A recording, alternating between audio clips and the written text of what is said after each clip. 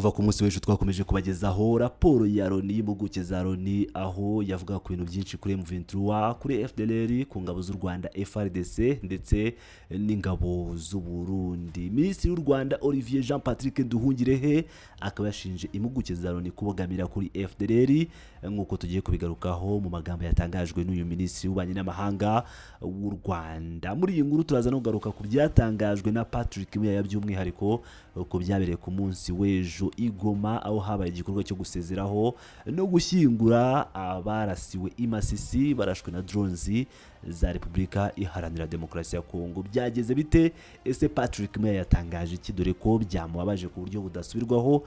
Nabyo turabigarukaho muri muri yose uko yakabaye. Twise cyane rero reka duhere ku byatangajwe na Minisitiri w'u Rwanda Olivier Jean Patrick Nduhungirehe. Yatangaje ibiki? Minisitiri w'ububanyi n'amahanga n'ubutwererane Ambasaderi Olivier Nduhungirehe yashinje impuguke z'umuryango w'abibumbye kubogamira ku mutwe w'iterabwoba wa FDRL ufashwe n'ubutegetsi bwa Repubulika Iharanira Demokarasi ya Kongo. Tariki 30 Ukuboza 2025 impuguke eshanu za LONI zasohoye raporo igaragaza uko umutekano wari uhagaze muri Repubulika ya Demokarasi ya Kongo kuva muri Mutarama kugeza mu Kwakira muri uwo mwaka.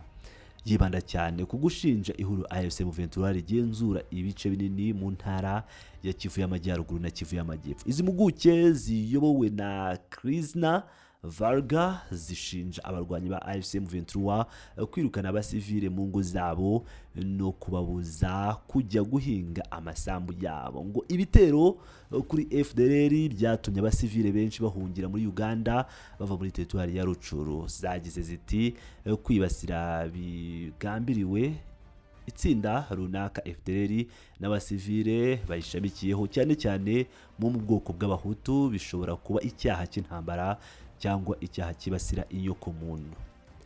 Minisitiri Nduhungirehe yatangaje ko gushinja AFC M23 kwibasira abasivile bo mu bwoko bw'abahutu bigamije kwerekana ko FDRL atari ikora ibyaha gusa kandi ko ibyo bishimangira ko izi mpuguke zishyigikiye uyu mutwe w'iterabwoba. Yagize ati itsinda rito ry'abakozi batanu ba LONI bahawe gusa izina ry'impuguke riri kugerageza guhimba amakuru asa nayo ku rundi ruhande rwa Kongo ribogamira ku ba genocideri ba FDRL kandi gusenywa kwawo biri mu mutima w'amasezerano y'amahoro ya Washington. Yasobanuye ko izi mpuguke zahimbye amakuru mu gihe televiziyo ya Repubulika ya Demokarasi ya Kongo RTNC n'abayobozi babo bo muri icyo gihugu bakomeje gukwirakwiza imvugo zibiba urwango n'ingengabitekerezo ya jenoside. Abasivile barimo abatutsi batuye mu burasirazuba bw'igihugu nabo bakomeje kuraswaho ibisasu n'ingabo za Repubulika Iharanira Demokarasi ya Kongo. Minisitiri Nduhungirehe yagaragaje ko amafaranga atangwa n'ibihugu bigize umuryango w'abibumbye adakwiye gukomeza gukoreshwa n'abashyigikira ibikorwa by'ubugizi bwa nabi muri Repubulika Iharanira Demokarasi ya Kongo. Nyirango rero nk'uko mu byiyumvira Minisitiri w'ububanyi n'amahanga w'u Rwanda Olivier Nduhungirehe akaba yibasiye cyangwa akaba yasubije, sinabyita kwibasira ahubwo no gusubiza iri tsinda ryabogamiye ku ruhande rwa FDRL nk'uko mu byiyumvira aho kubogamira ku baturage b'inzirakarengane bakomeje kwicwa by'umwihariko muri Minembwe ndetse na Mikenge mu misozi miremire yo muri Kivu y'Amajyepfo nk'uko twakomeje kugenda tubagezaho mu nkuru zacu zitandukanye. Ku bijyanye rero n'ibyatangajwe na Patrick Muyaya akaba yatangaje amagambo akomeye cyane nyuma yo kubona uko umuhango wo gushyingura abaturage bishwe na drones z'igisirikare cya leta wagenze. N'umuhango wo kubasezera no kubaha icyubahiro, umuhango waranzwe n'amarira n'imiborogo. Yagize ati Repubulika Iharanira Demokarasi ya Kongo, Goma ntitwibagirwa. Ati ubusambanyi n'ubunyamaswa byageze ku rwego rwo hejuru. Ati nyuma yo kuzuza amaraso Igoma hapfuyemo hafi 10,000 mu minsi mike gusa.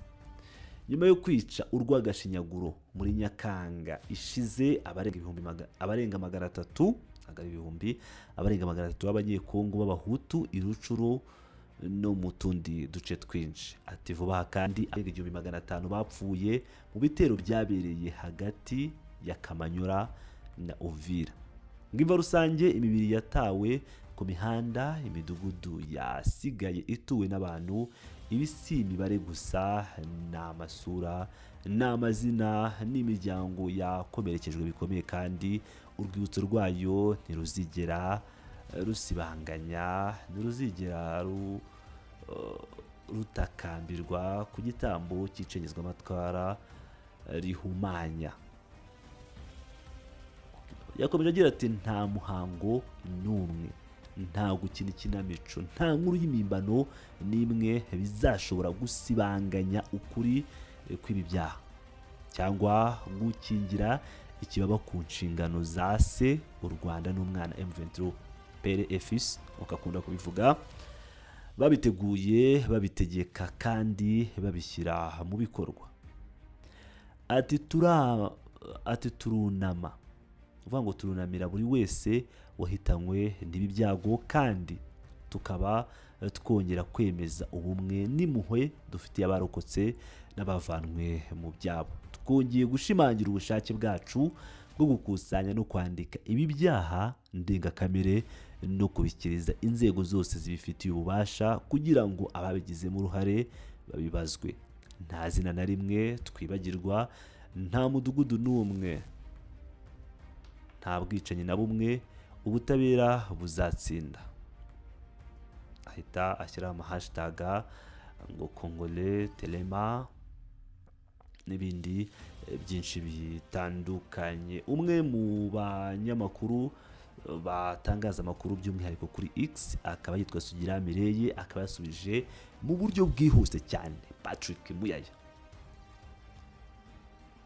Yagize ati oya atalako mukundwa, Goma yamaze kwibagirwa ubwicanyi bw'impimbano bwicengeza amatwara ryanyu, ariko ntizigera yibagirwa ubwicanyi bwabereye ku manywa y'ihangu, bwabaye ku manywa y'ihangu, abasivile batari bitwaje intwaro amagana yabo biciwe n'ingabo za Kinshasa FRDC imbere ya za kamera. Goma kandi ntizibagirwa ubwicanyi bwa buri munsi, abasahuzi, ubusahuzi n'ibindi bikorwa byo guhohotera abaturage byabaye imbere y'uko ingabo zanyu zihunga, zicishije bugufi umurizo hagati, zicishije bugufi umurizo hagati y'amaguru. Iryo jambo rikomeye yakoresheje. Ati ntituzibagirwa kandi abasivili benshi b'abatutsi biciwe nabi, bakubiswe kugeza bapfuye, baratwikwa, nyuma baranabarya n'abarwanyi banyu ba Wazalendo. Byose byaranditswe kandi byarabizwe, kuko mwica kandi mukabyifata amashusho mwebwe ubwanyu. Ngira ngo rero murabyumvira neza ibyatangajwe na Sugiramileye ubwo yasubizaga Patrick Muyaya, ubwo yasubizaga uyu muyobozi Patrick Muyaya. Uyu muyobozi akaba umuvugizi wa guverinoma ndetse akaba na minisitiri w'itangazamakuru n'itumanaho muri Repubulika Iharanira Demokarasi ya Kongo. Ibisanzwe rero ni Pilot News TV, ndabakunda cyane, mukomeze mubane nanjye.